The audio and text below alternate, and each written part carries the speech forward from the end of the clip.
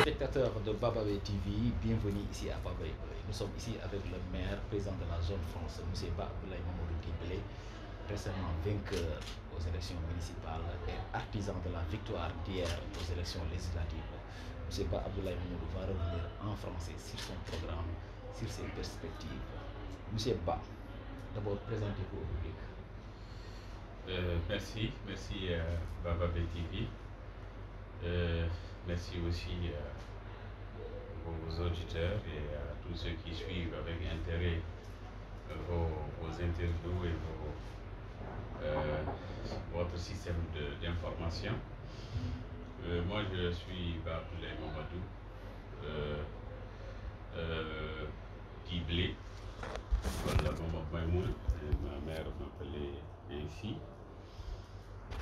Je suis maire de Bababé depuis 2007. Alhamdulillah, je viens d'être réélu pour un 4e mandat. Je remercie Dieu, je remercie tous les électeurs, toute la population. Je remercie aussi mon parti qui m'a investi. Et je remercie tous ceux qui ont contribué à cette victoire. Voilà, justement, monsieur le maire, vous êtes à votre 4e mandat, comme vous l'avez dit. Est-il votre dernier? Bon, c'est toujours. J'avais intérieurement pensé que mon 3e mandat allait être le dernier, très franchement. Bon, Dieu en a décidé autrement.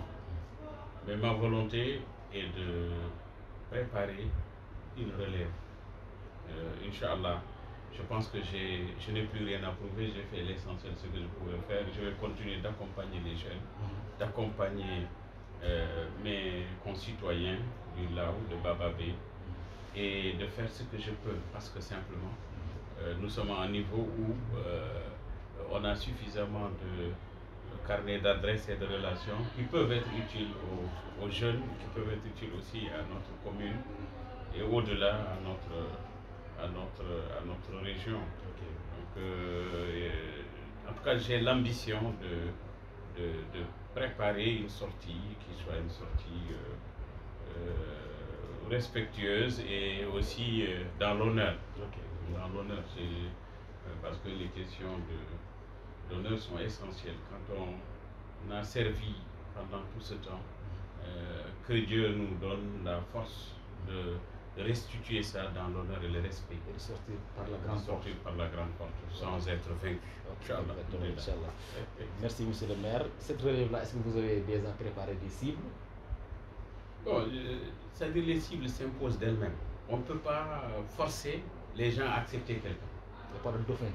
Bon, il y a des gens que je vois, que j'admire, dont j'admire le sérieux, la rigueur. Certains sont jeunes. Mais ça se mérite. Mais ça se mérite. C'est-à-dire qu'il faut s'imposer par ses qualités, par son engagement, par sa rigueur, par son sérieux, par son dévouement vis-à-vis des populations. C'est comme ça qu'on peut... J'entends souvent les gens dire oui, il n'y a pas de relève. Mais la relève, on peut l'aider. Mais il faut que les gens soient prêts à jouer ce rôle.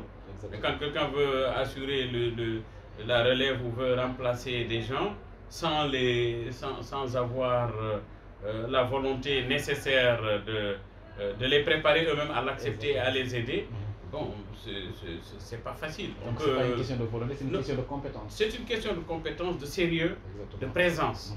On ne peut pas rester à l'extérieur ou être à Nouadhibou sans se frotter avec la population. Donc on ne s'attend pas à une usurpation. Non, je ne peux pas jouer ce jeu-là. Moi, les populations sont essentielles pour moi. Exactement. Je pense qu'on travaille pour elles et chacun doit mériter ce qu'il a. C'est tout. Voilà, pour ce qui est du bilan de la mairie, qu'est-ce qui est à parfaire? Beaucoup de choses sont à parfaire. Il y a beaucoup de choses aussi à faire. Non, moi je ne suis pas dans l'autosatisfaction. Mais ce que je refuse aussi et que je recuse, c'est le manque d'honnêteté intellectuelle. Quand quelqu'un est sérieux, il fait un débat sérieux. quand quelqu'un veut apprécier ou critiquer, il doit aussi reconnaître ce qui est fait. Encore une fois, ce qui est fait ici à Bapabé est visible. Personne ne peut le nier. Bon, les gens, oui, non. Donc pour vous, l'opposition critique pour critiquer? Non, c'est pas l'opposition. Il y a même des gens qui ne sont pas de l'opposition qui critiquent. Il y a des gens qui, par, je sais pas, ils ont certainement une certaine jalousie, je ne sais pas. Mais en tout cas, on se connaît entre nous. Bon, quelqu'un qui nie ce qui existe, c'est pas quelqu'un qui peut me proposer quelque chose que j'écoute. Justement. Je veux que les gens voient ce qu'il y a. Ce qu'il y a n'est pas suffisant, c'est loin d'être suffisant. Donc, mais il y a des choses qui ont été faites. Et ces choses, comparativement, au moins, toutes choses étant égales par ailleurs, comparativement aux autres communes de même dimension, il faut me dire s'il y a une commune qui fait plus que ce qu'on fait. Justement, êtes-vous prêt à impliquer l'opposition dans les 5 ans dans la gestion? Moi, je n'ai jamais refusé d'impôt. Il est clair, et je l'ai dit partout, la gestion locale, ce n'est pas une gestion politique politicienne ou unilatérale, c'est une gestion collective. Exactement. Mais je le dis, je l'ai dit dans les meetings pendant la campagne, et je le répète à la télé, demandez aux gens de l'opposition qui ont travaillé avec moi depuis mon premier mandat jusqu'à aujourd'hui, si jamais on a voté une fois. Donc ils sont responsables? Non, ils sont engagés. Qu'ils critiquent? Non, ils sont responsables parce que moi je les engage, je les écoute. Et je l'ai dit, nous travaillons en tout cas au niveau de la mairie de Baobé pour le développement de Baobé. Moi quand je viens à la mairie, mon boubou de INSAV ou autre, je le mets à la porte et je l'oublie. Au niveau de votre bureau est fermé pendant 17 ans. Bon, mon bureau n'est pas fermé. Moi j'ai 5 adjoints. L'administration est ainsi conçue. Exactement. Moi j'ai 5 adjoints, j'ai pas un seul adjoint, j'en ai 5. C'est une question d'équipe. C'est une question d'équipe. Je viens quand c'est nécessaire. Si je ne suis pas là, je suis toujours en contact avec mes adjoints qui sont là, qui opèrent, parce que simplement, c'est une question de responsabilité. Moi, je pense qu'il est utile pour Baobé que je sois directeur général ou que je sois président de l'autorité de la zone franche, parce que ce que je trouve là-bas, les relations que je tisse là-bas, ce que je trouve comme moyen, je l'amène ici.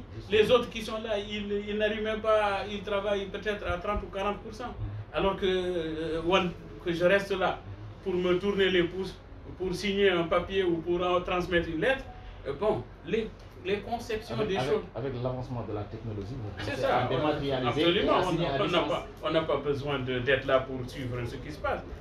Bon, maintenant, s'il y a des manifestations qui nécessitent la présence physique, on vient. Le reste, maintenant, les moyens technologiques sont tels qu'on peut travailler à distance. Voilà, pour parler de façon détaillée de votre bilan, on voit les piètres performances de l'éducation. Qu'en pensez-vous? L'éducation, c'est une question nationale, ce n'est pas une question qui concerne la mairie. Nous, notre devoir, encore une fois, c'est un problème de compréhension. Je crois que, bon, non, l'éducation est conçue par le ministère de l'Éducation nationale, par le gouvernement de la République. Le programme peut être bon ou peut être mauvais, peut avoir des insuffisances. Moi-même, j'ai critiqué ce programme. Vous voyez, j'ai critiqué un peu les programmes qui ont été déployés parce que je pense qu'ils sont moins performants que ceux que nous on a connus et que les générations qui nous ont suivis ont connus. Bon, les résultats sont là. La population noire refuse justement d'embrasser l'arabisation généralisée. Moi, je ne parle pas de population noire. Je parle ici, il n'y a pas de population noire. Pour moi, tout le peuple mauritanien, tout le peuple de ma commune, qui est une population composite, je parle en son nom. Parce que tout le monde en souffre. Ce qu'il faut, c'est des réformes sérieuses qui permettent aux enfants d'acquérir les connaissances de base nécessaires, qui leur permettent d'acquérir les connaissances scientifiques, technologiques et autres, en passant par les étapes imposées par le système éducatif, pour qu'on ait des compétences qui s'occupent de notre pays, qu'on ait des administrateurs qui soient des administrateurs compétents, qu'on ait des juges qui soient des juges bien formés, sérieux et rigoureux, qu'on ait des ingénieurs de qualité. C'est cela qu'on doit rechercher, c'est pas de dire oui ça c'est arabe, ça c'est... Non, moi je ne suis ni contre l'arabe, ni pour l'anglais, je suis pour toutes les langues. Je pense, et je l'ai dit ici, lors des programmes de vacances qui ont été développés par les jeunes, que je félicite au passage, qui avaient initié un peu ces programmes pour aider les jeunes, enfin du niveau des collèges et lycées, d'améliorer leurs compétences et leurs connaissances. J'ai dit, apprenez toutes les langues. Mais l'arabe, où est le problème? L'arabe, c'est une langue comme l'anglais, comme le français. Il vaut mieux être polyglotte comme que de parler une seule langue. comme le russe. On apprend le russe, on apprend l'anglais, on ne peut pas apprendre l'arabe alors que c'est la langue qui est notre langue. Ce que je refuse, et je l'ai dit, et je le dis publiquement, que l'arabe soit utilisé pour opprimer les non-arabophones. Ça, je l'ai dit publiquement, dans les forums les plus élevés du pays. Parce que pour moi, c'est mon point de vue, on doit enseigner l'arabe. Les jeunes, quels qu'ils soient, doivent apprendre l'arabe, doivent apprendre le français. On ne doit pas aussi exclure le français. Nous, j'ai dit que nous, on est de formation francophone. Je vais parler quoi si je ne parle pas français? Bon, c'est l'État, c'est l'école républicaine qui m'a formé en français. Donc, je ne suis pas contre qu'on apprenne le français parce que nous sommes dans un espace francophone. Et nous avons besoin de l'apprendre. Le reste, c'est de l'aventure ou du nationalisme mal placé. Nous avons été colonisés par la France. On l'a combattu quand on pouvait la combattre. Bon, finalement, elle s'est imposée à nous. De toute façon, nous sommes de culture, ou en tout cas, nous avons acquis quelque chose en apprenant le français, de la culture française. Nous sommes dans un espace francophone. Le Sénégal, le Mali, même le Maroc et les autres, même l'Algérie, sont des pays francophones, en tout cas qui ont une formation avancée en français. Nous ne devons pas l'exclure, parce que sinon on va rester entre nous. Et ce n'est pas ça le développement. Aujourd'hui, c'est les grands espaces, c'est les ouvertures, c'est la nouvelle technologie. Et il faut connaître autant de langues qu'on peut maîtriser. Et c'est comme ça qu'on peut avoir des jeunes qui ont des compétences avérées. Vous comprenez? Et aujourd'hui, c'est un monde de l'excellence. La médiocrité, là, ça ne marche pas. Ce qui marche, c'est vraiment le professionnalisme, c'est vraiment l'excellence, c'est vraiment la compétence. Si on n'a pas ça, on n'a pas d'avenir dans ce monde. Ça, c'est très clair pour nous. Maintenant, l'éducation a besoin d'être davantage réformée pour l'adapter, pour permettre simplement à nos enfants d'acquérir les connaissances essentielles qu'ils doivent acquérir, leur permettant de vivre dans un monde disons mondialisé, où vous avez les nouvelles technologies, vous avez toutes ces connaissances nouvelles qui ont besoin d'être acquises et comprises. Au-delà du point de l'éducation, on parle aussi de l'économie, de l'informel. Vous avez, dans vos réalisations, construit un nouveau marché qui n'est pas encore fonctionnel. C'est ça ou pas? Le nouveau marché, je vous remercie pour cette question parce que j'ai écouté celui qui en a parlé. Ce marché, il a été construit avec l'appui d'un partenaire. Le partenaire, quand il vient, il vous dit, moi j'ai tel programme, je construis une école, je construis un dispensaire, je construis un hôtel de ville, je construis une maison de jeunes, ou une case de santé, ou un marché. Bon, il fallait choisir. Faut-il avoir un marché fermé? Non, peut-être pas fermé, parce qu'on a quand même le poisson qui se vend là-bas, on a orienté les vendeurs de certains produits là-bas, on a demandé aux vendeuses de légumes de s'installer là-bas. Mais vous savez, l'habitude est quelque chose de difficile à élaguer. Les gens ont l'habitude du petit marché, du premier marché qui est plus proche de la ville, qui est un peu au centre. Les gens ont leurs espaces, ils ont leur clientèle. Vous savez, de plusieurs marchés. Voilà, vous savez que en droit commercial, c'est la clientèle qui est la valeur. C'est la valeur immatérielle qu'un commerçant peut avoir.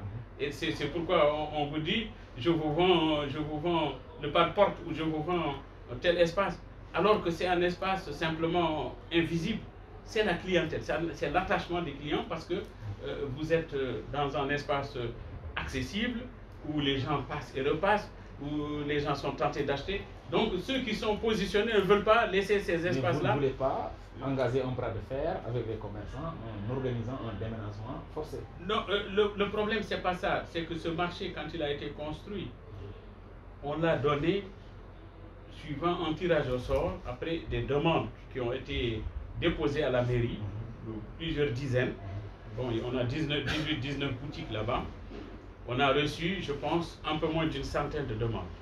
pour départager les gens, on a réuni une commission de notables de la ville et de la commune, et on a réuni le conseil municipal à la mairie. On a fait un tirage au sort. Donc pas de clientélisme. Non, non, pas de clientélisme. Ça, ça, je le dis, je pense qu'à l'époque d'ailleurs, c'est ton oncle qui était chef de village, il était présent. Donc, tous les notables étaient là. On l'a fait en toute transparence. Donc, ceux qui en ont bénéficié, ils ont payé une avance, on leur a remis les clés, on les a relancés à plusieurs reprises. Bon, certains, il y a quelques-uns d'entre eux, quelques-uns parmi eux qui ont ouvert leur boutique. Mais comme il n'y a pas une grande affluence, ils ne sont pas très motivés. Maintenant, dans le cadre de ce programme que nous avons pour ce quinquennat, nous prévoyons d'une manière ou d'une autre de faire fonctionner ce marché. Il faut nécessairement que les gens qui sont les acquéreurs des boutiques ouvrent leurs boutiques et les approvisionnent, ou alors on va procéder à une redistribution à des gens qui veulent et qui sont prêts à accepter d'ouvrir leur boutique et de faire fonctionner le marché. Une autre forme de discorde, la population déplore le manque d'éclairage public. L'éclairage public, je la déplore mieux qu'eux, parce que moi j'ai même saisi le ministre de l'énergie à ce propos. Je lui ai écrit. Donc pour dire que l'éclairage public n'existe pas à Baba-Bé. L'éclairage qui existe, c'est des éclairages privés qui permettent d'éclairer les passages les plus importants, notamment la route goudronnée. C'est un problème récurrent avec la Somelec et aussi avec certains esprits malveillants, parce qu'aussi, à un moment, on a eu beaucoup de lampadaires qui ont été détériorés par des gens. Donc c'est un manque de civisme. Ça, c'est un manque sérieux de civisme. Bon, ceci étant, c'est de la responsabilité de la Somelec de réinstaller les lampes, de continuer à assurer le service public. C'est une revendication légitime que nous portons avec eux. Parce que j'ai saisi le hacker, j'ai saisi le directeur général de la Somelec, j'ai saisi le ministre de l'énergie à ce propos. Bon, mais ce n'est pas un problème qui se pose seulement à Baba-Bé. Moi, je suis président de l'autorité de la zone France à Nouadhibou. J'ai eu les mêmes problèmes même pour Nouadhibou. Et je sais que j'ai engagé les mêmes démarches. Donc, c'est une défaillance dans le service public qu'il est normal de dénoncer parce que, effectivement, nous avons le droit d'avoir un éclairage public de qualité. Monsieur le maire, vous venez d'être réélu. Votre base électorale se trouve souvent dans les villages, dans les zones rurales. Quel programme spécial avez-vous prévu pour votre base, comme vous le dites, de Darmaye, Fondé, etc. Merci, mais moi j'ai été réélu par tout le monde. Vous l'avez vu, c'est vrai, sur les 17 bureaux, je suis majoritaire dans 13 bureaux. Donc, on ne peut pas... C'est votre fief. Voilà, bon, Baba-Bé, alhamdoulilah, je ne peux pas dire que c'est mon fief à moi tout seul, c'est le fief de beaucoup de gens, mais c'est chez moi. Je sais aussi que les gens savent que je joue un certain rôle et que je suis disponible et accessible. Malgré ceux qui disent que mon bureau est fermé. Si je n'étais pas accessible, les populations n'allaient pas me renouveler autant de fois leur confiance. Et je sais que je suis très attaché à ces populations-là. Pas seulement parce que je suis maire, mais parce que ce sont mes parents. Parce que c'est chez moi. Si je ne m'attache pas à eux, je vais m'attacher à quoi? Donc, ceci étant dit, je sais aussi que nous avons le devoir de les accompagner, de les encadrer, de les aider à sortir des difficultés et de leur éviter aussi des difficultés importantes. Parfois, on n'en parle pas, mais le plus important aussi, encore une fois, c'est que notre jeunesse, c'est que nos populations soient en sécurité. Vous voyez ce qu'il y a autour de nous. Vous savez ce qu'il y a comme problème. Et nous sommes là pour essayer d'apaiser les choses, d'éviter des dérapages, mais de permettre à chacun d'exprimer son point de vue, d'exprimer son ressentiment, de dire ce qu'il veut, parce que c'est la démocratie. Nous sommes dans un monde où on ne peut plus empêcher aux gens de dire ce qu'ils pensent. Parce que vous les empêchez, ils vont le faire dans leur chambre avec leur WhatsApp ou leur, je sais pas, les réseaux sociaux. Voilà. Donc, il faut permettre aux gens de le faire, mais de le faire de façon saine et de façon aussi comprise. Les autorités, les pouvoirs publics doivent comprendre les jeunes, doivent comprendre leurs préoccupations et leurs revendications. Et on doit les écouter mieux qu'on les écoute. Donc, c'est légitime. Ceci étant, il faut aussi agir toujours en toute responsabilité, agir de façon sérieuse, de façon aussi efficace et utile. Quand je fais quelque chose, il faut que ça soit utile, il faut que ça fasse avancer les choses, il faut que ça fasse, que ça produise des effets positifs. Bon, ou en tout cas, même si je n'ai pas tout ce que je cherche, au moins j'ai quelque chose qui bouge, qui me permet d'atteindre, en tant soit peu, une partie de mes objectifs. Donc c'est comme ça qu'on doit fonctionner. Et on doit aussi être très ouvert et très tolérant. Il ne faut pas être fermé. Ça ne sert à rien d'être fermé parce que nous sommes encore une fois dans un environnement et dans un monde où on est obligé de nous ouvrir. Et aussi c'est... Certains disent que cette ouverture-là, c'est votre force. Voilà, moi je suis un homme, je remercie Dieu de m'avoir fait ainsi. Je suis un homme tolérant.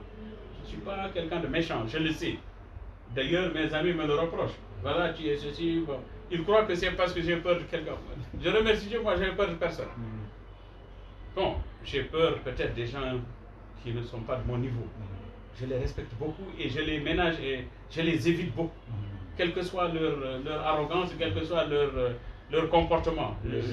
Je les vois de loin, ce qu'ils font, je le sais, je souris et je les laisse continuer parce que je sais qu'ils auront quelque chose d'autre qui n'est pas moi en face. Et le reste, quand quelqu'un est de mon niveau ou est à un niveau qui est plus élevé que le mien, toute la Mauritanie le sait. Personne n'ose me défier par rapport à ça parce que je n'ai peur de personne, sauf d'Allah. Mais les gens qui sont entre ou les marginaux, ou les gens qui ont des problèmes, ou quand ils m'attaquent ou quand ils disent je souris, c'est tout, je les laisse. Justement, monsieur le maire, monsieur le président de la zone France, on peut se dire que vous êtes l'homme le plus puissant de Baba et Machallah. Maintenant, la zone France, qu'est-ce qu'elle représente par rapport à vos responsabilités? Bon, il n'y a de puissance que celle de Dieu. Moi, je ne suis pas un homme puissant, je suis un homme modeste, simple, mais qui m'a peut-être que je remercie Dieu de m'avoir donné la force de comprendre que la nature humaine est complexe et aussi de comprendre que j'ai une origine, j'ai une culture, j'ai un terroir, je suis ancré là-dedans et pétri là-dedans et j'aime ça, c'est tout. Maintenant que les gens me le rendent, je leur remercie parce que c'est eux qui sont les plus puissants, c'est eux qui sont les plus sérieux, parce que c'est eux qui font et défendent les choses. Je remercie Dieu pour ça. Maintenant pour le reste, vous me demandez sur la zone franche, oui, la zone franche c'est une entité qui a été créée par une loi qui donne une certaine autonomie à un territoire donné qui est assez vaste, dans lequel il y a un certain nombre de prérogatives qui sont données au président de l'autorité de la zone franche. C'est des prérogatives, disons,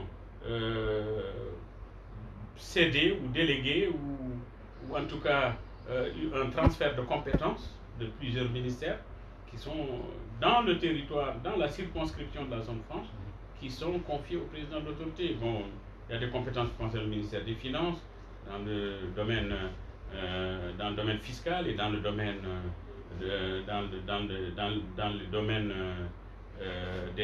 l'aménagement, dans les domaines publics et dans les domaines même privés, c'est-à-dire les parcelles, les aménagements, les lotissements, un ensemble de choses qui revenaient au ministère des Finances, qui sont confiées à l'autorité de la zone franche. Fondent leur espoir sur vous. En plus de cela, il y a aussi les compétences qui étaient celles du ministère de l'Intérieur, d'autres qui étaient du ministère de l'Aménagement du Territoire, d'autres qui sont celles du ministère de l'Urbanisme et de l'Habitat, d'autres qui sont celles du ministère de l'Environnement et de l'Équipement. Donc, tout ça est confié à l'autorité, mais l'autorité aussi facilite l'installation des sociétés ou des investisseurs nationaux ou privés, suivant une réglementation assez assouplie, assez facile, et suivant un régime fiscal assez attrayant, assez intéressant. Parce que pendant plusieurs années, l'investisseur qui vient s'établir à la zone franche, qui est agréé par la zone franche à travers son guichet unique, ne paye comme redevance que de 2%. Il est exonéré de tous les autres. Avec votre arrivée, sentez-vous que vous avez amélioré les choses? Est-ce que les investisseurs ont augmenté massivement?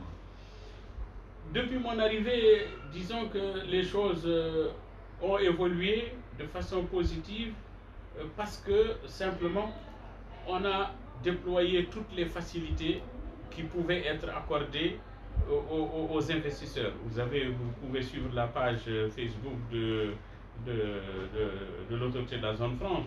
J'ai reçu énormément d'investisseurs, qu'ils soient russes, qu'ils soient espagnols, qu'ils soient italiens, qu'ils soient même français et arabes, qui veulent chacun dans un domaine économique particulier investir et parfois c'est beaucoup d'argent. Mais en tout cas, on leur facilite tout, on leur facilite l'accès, on leur accepte un certain nombre de facilités d'installation et aussi de fiscales, comme je venais de le dire tantôt. Et donc, ils sont très motivés pour venir. Vous avez à gérer beaucoup de responsabilités au niveau national. Ces responsabilités nationales-là ont-ils eu des impacts directs sur votre commune de Baba Bay? Moi, quand je gère une entité nationale, c'est pour toute la République. C'est pas pour Baba Bay, c'est pas pour moi. Sinon, je vais être un népotiste. Bon, mais je sais que par mon influence, par mes relations, par mes possibilités personnelles et professionnelles, j'aide Baba Bay. Je fais ce que je peux pour Baba Bay et pour les populations de Baba Bay. Je sais ce que je fais, je sais ce que les problèmes sociaux que j'ai réglés. Je le sais. Je n'aime pas trop en parler, mais les bénéficiaires le savent. Vous avez à être secrétaire général du gouvernement, certains de vos militants souhaitent que vous soyez ministre ou premier ministre. Pourquoi pas? Je remercie Dieu, je suis ministre aujourd'hui, parce que le président de l'autorité de la zone franche a rang de ministre. Vous comprenez, j'ai rang de ministre avec toutes les compétences, parfois même élargies, que je tire de certains ministères que je venais de décliner tantôt. Bon, je remercie Dieu. Mais tout cela, d'abord, est de la volonté d'Allah. Et aussi, c'est le président de la République qui décide cela, c'est pas moi. C'est lui qui est responsable de son gouvernement, qui le constitue comme il le veut. Nous avons de très bonnes relations fondées sur le respect et l'estime réciproque. Je suis très honoré par l'estime qu'il me porte. Bon, maintenant, le reste est une question. C'est-à-dire qu'il faut seulement être d'abord le destin. Et il faut aussi souhaiter être là où on peut être efficace. Ce que moi, le président décidera, je n'ai aucun souci par rapport à ça. Mais je ne me plains pas, parce que là, je suis dans une entité importante. Je joue un rôle essentiel. La Mauritanie est un multipote racial. Quel sera votre apport pour une réconciliation nationale sincère? Tout le monde sait que moi, mon plaidoyer, c'est toujours l'unité nationale. Mais je sais qu'on ne peut pas faire une unité sans justice. Moi, je suis toujours pour la justice, pour que chacun ait ses droits, quels qu'ils soient. Quels qu'ils soient, tous ses droits, chacun puisse avoir ses droits dans son pays. Parce que petit agriculteur. Même au-delà, même les droits que certains revendiquent parce qu'ils sont victimes. Moi, je n'ai pas peur de dire ça. Même les droits que les gens revendiquent parce qu'ils sont victimes. On doit réparer tout, on doit régler tous les problèmes pour qu'on soit tous à l'aise dans notre pays, parce qu'on n'a pas autre chose, on a que la Mauritanie, et la Mauritanie c'est pas un très grand pays où il y a énormément de monde. Nous ne sommes pas plus de 5 millions et nous sommes tous musulmans, je le dis toujours, parce que je préfère le dire beaucoup plus à mes parents qu'aux autres. Les autres aussi, je les mets devant leurs responsabilités, parce que pour construire l'unité, il faut qu'on vive dans la fraternité réelle. Qu'on ne soit pas dans l'artificiel, qu'on ne soit pas aussi dans l'injustice, qu'on ne soit pas aussi dans le favoritisme. Non. Nous, les premiers responsables, nous devons travailler pour qu'il y ait autant d'équité et de justice. Notre parti, d'ailleurs, c'est INSAF, c'est l'équité. il faut qu'on travaille dans ce sens. Le président a donné les indications par rapport à ça. Maintenant, il y a autre chose. Peut-être qu'il faut simplement analyser avec lucidité ce qui est possible. La politique est l'art du possible. Il faut aller vers ce qui est possible et demander ce qui est possible de façon progressive. On ne peut pas tout avoir tout de suite. Monsieur le maire, votre commune est nourrie par la majorité, par la diaspora.